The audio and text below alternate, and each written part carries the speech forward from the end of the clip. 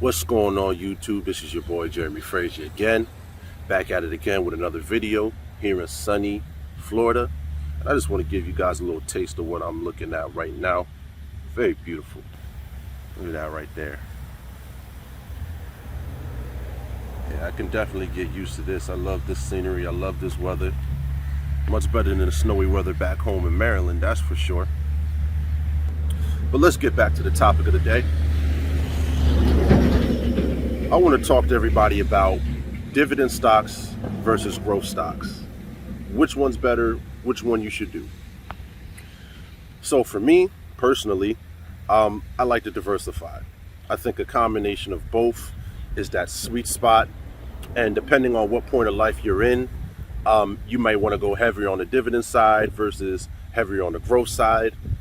But to really understand what makes sense for you as an investor, you kind of have to know what each one is. So for me, the simplest way to describe a growth stock is one that has a lot of growth. It grows exponentially year to year, and it's showing a lot of success from year to year. And they often have a lot of opportunities to grow and scale their business. The problem about these growth stocks are they're a little more risky and a little more volatile than dividend stocks. And a lot of these companies are more for the long run. You'll get your most bang for the buck by holding them and letting them grow. And you get very low dividends for them, if not zero, which means you're banking on that company continuing to scale. Other than that, you don't really get much incentive from them. Dividend stocks, on the other hand, they don't do a lot of growing. They don't do a lot of falling. They kind of are median. And the beauty of dividend stocks is you can get a portion of the profits the company makes or the reserves the company have. And this is something dividend companies consistently try to do every quarter, is reward you for investing in them. And if you can find yourself a nice high dividend yield company that also is a stable company, that's a great position to be in. Typically, these kind of companies are people that have been investing for a long time, and they want to have less volatile and less risky kind of portfolios. So this is your 30 and up club, where they're trying to get some bang for their buck and some incentive for investing, and they probably have a good amount of money invested already. So the question is now, what should I invest in? Truthfully, it's really a matter of what kind of investor you're trying to be. For some people, they're very risky.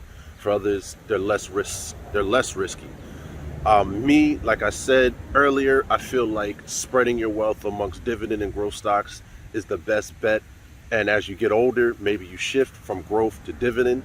Or if you're just a risk taker, see if you can find these great growth stock companies that are going to test time.